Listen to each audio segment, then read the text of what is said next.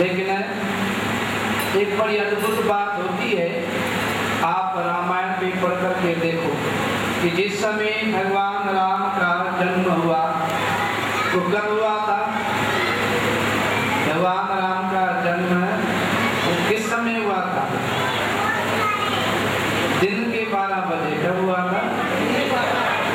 इतना आनंद हुआ, सूर्य देव 1 महीने तक रुके रहे, दर्शन करते रहे, आगे बढ़ने की इच्छा ही नहीं हुई पूरे 1 महीने तक, और किसी को पता ही नहीं चला कि 1 महीने का दिन हो गया। इतना आनंद है और आनंद में भूल जाते हैं।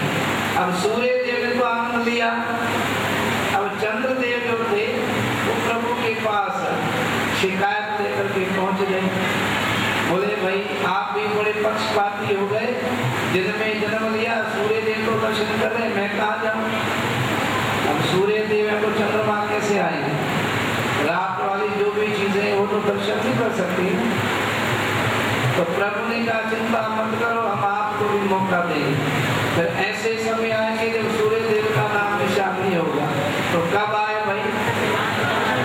ठीक रात के 12 बजे। वो दिन में ठीक 12 बजे, रात को ठीक 12 बजे। अब चंद्रदेव भी दर्शन कर रहे हैं।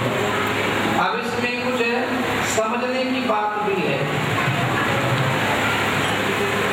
आजकल जन्म पत्री का बड़ा रिवाज है, पहले नहीं होता था, आजकल है। जन्म पत्री बनवाते हैं और किस समय पर जन्म होना चाहिए। अभी बीच में जब ये सन 2000 शुरू हुआ तो एक फैशन सा चला था, मिलेनियम बेबी। मिलेनियम बेबी जो अखबार पढ़ते हैं, टीवी देखते हैं, उन्होंने सुना होगा कि जब ये 2000 सन शुरू हो, ठीक उसी समय हमें बच्चा चाहिए। तो इसके लिए कईयों ने समय से पहले ऑपरेशन भी करा लिया, ठीक इस समय पर चाहिए। ऐसे ज्योतिष भी समय के हिसाब से चलता है, जैसे जैसे समय होता है वैसा वैसा। ऐसा बीरबल का नाम तो सबने सुना है। तो बीरबल की माता को ज्योतिषी ने बतलाया कि अगर तुम दिन के पहले पैर में बच्चे को जन्म दोगी तो साधारण बनेगा, और दूसरे पैर में जन्म दोगी तो मंत्री बनेगा, तीसरे पैर में जन्म दोगे तो बड़ा अच्छा मंत्री बनेगा, और चौथे पैर में जन्म दोगे तो राजा बनेगा। तो माँ है, तो माँ को पता नहीं बच्चे के लिए क्या क्या करती है। तो जब वो दर्द शुरू हुआ तो खूब दर्द सहन किया। पहला पैर तो आराम से सहन हो गया, दूसरा पैर भी जैसे कैसे निकल गया, तो तीसरे पैर में वो उल्टी होकर के बिलट गई, ऐसा वर्णन आता है। लेकिन इसके बाद उसे सहन नहीं हुआ तो तीसरे पैर के आखिर में जन्म दिया। तो बीरबल राजा तो नहीं बन सका, लेकिन एक महान मंत्री बना। तो कहने का मतलब कि जीवन को ठीक बनाने के लिए समय का इंतजार करते हैं, लेकिन प्रभु ने हमें एक बात सिखलाई है, समय कोई मायने रखता ही नहीं, चाहे दिन में आओ चाहे रात में आओ। प्रभु राम आए उस समय भी सारी बातें अच्छी थी, समय भी अच्छा था, मौसम भी सुहाना था।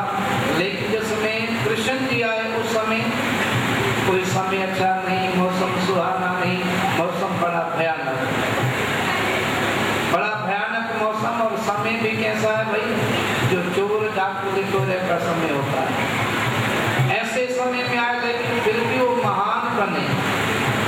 समझने वाली बात ये है, कैसे विपरीत समय में भी आए फिर भी वो महान बने, भगवान बने। और हर साल जो उनका जन्मदिन कितने अच्छे तरीके से मनाते। सब जगह जितने भी मंदिर हैं, छोटा हो बड़ा हो, अपने अपने सामर्थ्य अनुसार जो है वो सब कुछ ना कुछ करते हैं। इतनी महानता उनके अंदर आई। तो समय का प्रभाव नहीं है, अपने अंदर ऐसा बल हमें पैदा करना चाहिए, अपने अंदर में ऐसे गुण पैदा करने चाहिए। ये जन्मदिन जो मनाते हैं सिर्फ इसलिए नहीं कि हर साल बस एक झांकी बना दो और जो उनको देखो और फिर घर सो जाओ, ऐसा विचार करने की बात मिला है, कोई ऐसा वैसा जीवन नहीं है। कहें कि वो तो भगवान थे, अब वो भगवान है तो आप कौन हो बोलो? शास्त्र तो ये बताते हैं ईश्वर अंश जीव अविनाशी, जितने भी जीव हैं ये वास्तव में प्रभु का ही अंश है, उनसे अलग नहीं है। वो तो कहते हैं आप सब आप प्रभु की हो, प्रभु कहते हैं सब मेरे, मम्मी वांशो जीव लोग सब मेरे। हाँ, बाकी विज्ञान की बात मानेंगे तो एक डार्विन का विकासवाद आता है। विज्ञान में आज तो ये पढ़ाते कि जीव की उत्पत्ति किस तरीके से हुई, किस तरीके से वो आगे बढ़ा। तो सबसे पहले एक अमीबा जीव है, एक अमीबा, तो उसी से सृष्टि का धीरे धीरे विकास हुआ। और मनुष्य के जो पूर्वज हैं, मनुष्य पहले किस रूप में था? ये पहले बंदर हुआ करता था। कैसा था? बंदर जो है, फिर धीरे धीरे जो है विकास हुआ, ऊंच घिस गई और ये आदमी बन गए। डार्विन का विकासवाद ये है कि बंदर से आदमी बना, कि बंदर हमारे पूर्वज हैं, हम किसकी औलाद हैं भाई? लेकिन वो वैज्ञानिक डार्विन कहता है, लेकिन हमारे संत ऋषि मुनि और शास्त्र स्वयं प्रभु भी क्या कहते हैं कि जीव कौन है? ममे वांशो, जीव कौन है? मेरा ही अंश है। तो अगर आपको संसार की बात माननी है तो क्या बनना पड़ेगा भाई? और संतों की बात मानेंगे तो क्या बन जाएंगे? बात तो क्या बनना है बोलो भाई? सीधी सी बात है। तो समय कोई मायने नहीं रखता है, समय दिन का हो, रात का हो, अच्छा हो, बुरा। लेकिन अगर आपके अंदर पुरुषार्थ है, आप अपने आप को मजबूत करके चलते हैं, आप अपने आप को प्रभु के साथ, धर्म के साथ जोड़ करके चलते हैं, तो आपके जीवन में कोई कमी होने वाली नहीं। तो ये जन्माष्टमी का संदेश है कि आप समय को मत देखो, आप अपने कार्य को अच्छे तरीके से ईमानदारी से करो। और ये भी मत देखो कि कोई आपकी प्रशंसा करता है कि नहीं करता, कोई आपको बड़ा मानता है नहीं मानता, इस बात की परवाह मत करो। आप अपने काम को करो, बस अपने काम को करने से आप अपने आप ही महान बन जाओ। ये दुनिया अपने आप झुकेगी, आपके पीछे चलेगी। जितने भी महान पुरुष हुए, प्रारंभ सबकी दुनिया पकड़ गई थी, प्रारंभ में अकेले थे और उनको विरोध ही झेलना पड़ा, किसी ने साथ नहीं दिया। आप जितने भी महापुरुषों की जीवनी पढ़ो, कबीरदास जी अकेले थे, सूरदास जी अकेले थे, गुरु नानक देव जी अकेले थे, सतगुरु स्वामी देव महाराज अकेले थे, लेकिन अपनी बात पर मजबूती से रहे, अपने काम को ईमानदारी से किया, आगे बढ़ चले, तो धीरे धीरे जो है कारवा बढ़ता गया, भीड़ पीछे चलती गई। तो हम भी ऐसा यत्न करें इस दिन। अब जब प्रभु आते हैं तो सब देवता मिलकर के आते हैं, उनकी स्तुति गाते हैं, प्रार्थना करते हैं और उनसे वरदान की कामना करते हैं। वरदान मांगते, प्रभु हमारे पर कृपा करो। अब कृपा करने के तो आए ही हैं। प्रभु का अवतार क्यों होता है? प्रभु का अवतार क्यों होता है? यदा यदा महाभारत जब चलती थी तो सबसे पहले श्लोक आता है, याद है किसी को भाई? हाँ जी, हाँ जी। तो याद होगा, पीछे बैठे रहो।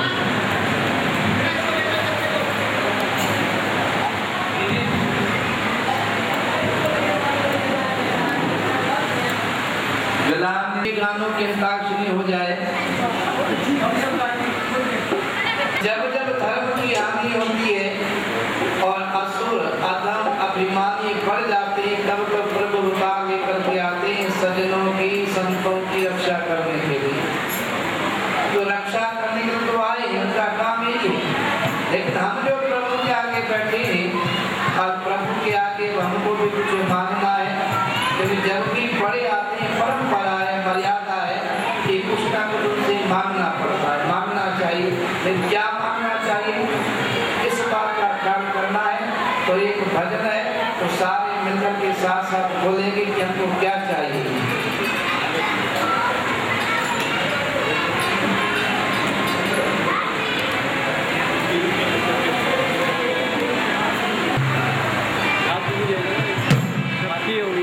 सतगुर में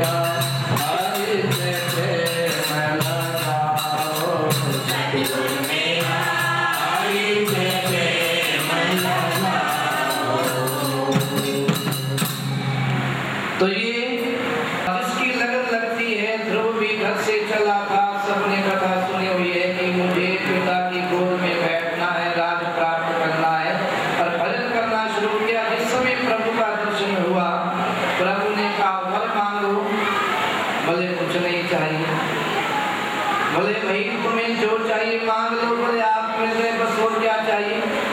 प्रभु ने बहुत जोर दिया कि जो चाहिए मांग लो, कुछ चाहिए ही नहीं। प्रभु का दर्शन कर लिया, मन में इच्छा रह जाए तो कैसा दर्शन, कोई इच्छा मन में रही नहीं। लेकिन इसका ये नहीं कि आपको कुछ मिलेगा नहीं, फिर प्रभु उसने दयालु है कि अपने आप सब कुछ देते हैं। ध्रुव से कहा कि तुम्हारे मन में पहले इच्छा थी, अब नहीं है कोई बात नहीं, लेकिन पहले तो थी ना। तुम्हारी वो इच्छा मैं पूरी करता हूँ, तुम इस पृथ्वी पर रह करके पहले राज्य सुख भोगो, उसके बाद तुम मेरे लोक में आकर के रहो। तो दोनों बातें बन गई है, लोक सुखी और लोक सुहेले, नानक हर प्रभु आप वहीं मिले। इसलिए हम भी होशियारी करें कि प्रभु आए हैं, उनके जीवन को समझें। उनका आना ऐसा नहीं है, उनके आने को समझें, उनके इशारों को समझें और समय की परवाह न करें। फिर लोग बोलते हैं कि क्या करें, जमाना खराब है, कलयुग का समय है। ऐसी बात नहीं है। कलयुग का समय अगर है भी सही तो शास्त्रों ने कहा है कि कलयुग का समय सबसे उत्तम है। कलयुग का समय सबसे उत्तम है। सतयुग इतना अच्छा नहीं जितना कलयुग अच्छा है। कलयुग में थोड़े साधन में सफलता मिलती है, थोड़े साधन में प्रभु की प्रसन्नता प्राप्त होती है, और सतयुग में तो बहुत कुछ करना पड़ता है। इसलिए समय को दोष न दें, अपने आप को सावधान करें, जो दुर्गुण की बातें को दूर निकालें और सद्गुण उनको इकट्ठा करें और प्रभु परमात्मा के चरणों में प्रार्थना करेंगे तो उनकी कृपा हमारे ऊपर भी होगी। और यह अवतार जो अभी साल में एक बार बनाते हैं, हमारे हमेशा अवतार रहेगा। जब भी देखेंगे हमें प्रभु दिखाई देंगे, जहाँ देखेंगे वहाँ प्रभु ही नजर आएंगे। गुरुदेव भगवान की जय।